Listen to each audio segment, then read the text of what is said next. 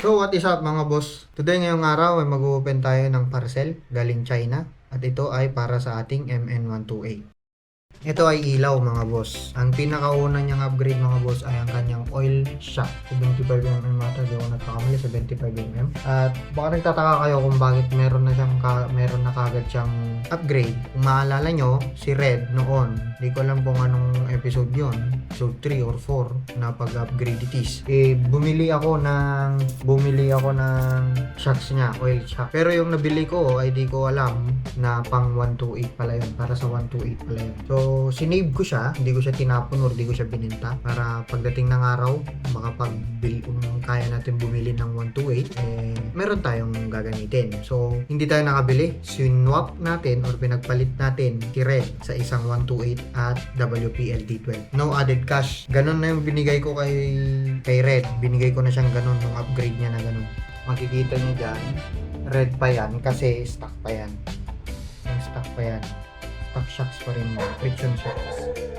Ganito siya kagalaw. Grabe yung alog ng boss. Ganito siya kaalog. Pag hindi pa siya oil. Dito na, taasan pa natin.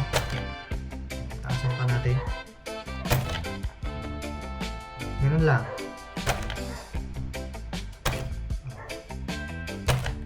Taasan natin. Ganun lang siya mga boss. Ang gagawin natin ngayon ay ilalagay natin ang ilaw. Lahat kasi ng mga pyesa na pwede mong ikabit kay 128 ay halos kasing laki ng 110. So, hopefully, itong ilaw nilalagay natin dito sa apat na yan is kakasya siya. Di ba lang hindi kakasya kasi pwede natin butasin o lakihan yung ano. Ang pinoproblema ko kung masyadong mahaba yung bulb. Galing China ba din mga boss? Kasi walang on hand na pwedeng gamitin for 128. Okay naman. Kasi parang mahaba eh. Yan siya mga boss.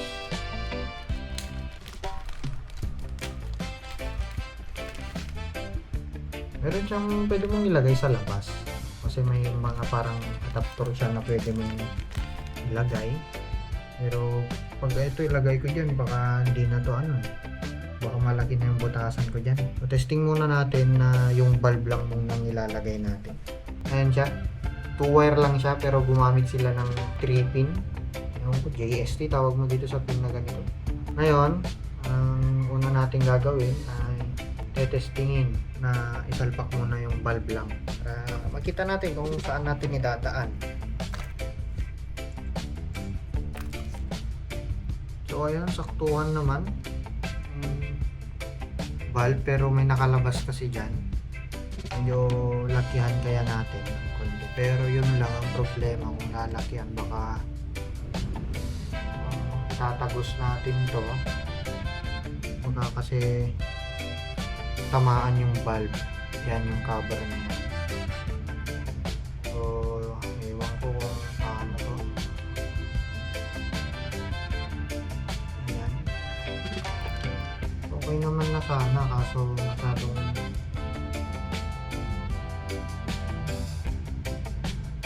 yan. Dito kung makikita nyo dito may mga puti-puti siyang lumalabas. Lalagyan ko yan ng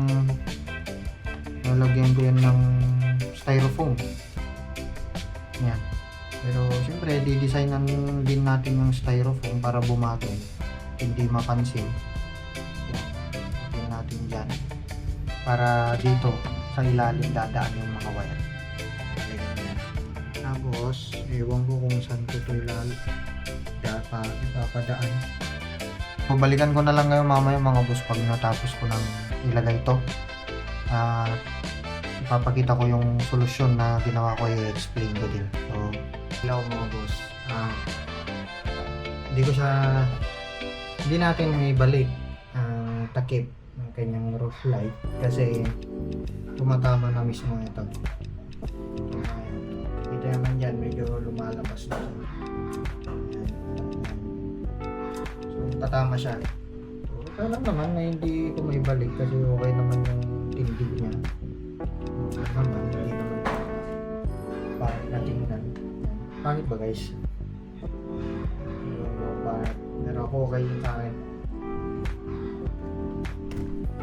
Ganito ang nangyari sa taas niya. Ayan. Binutas ko siya dyan. Dinaan ko sa ilalim ng rock rack. Diyan sa ilalim niya. Tapos dito sa loob, mahirap makikita.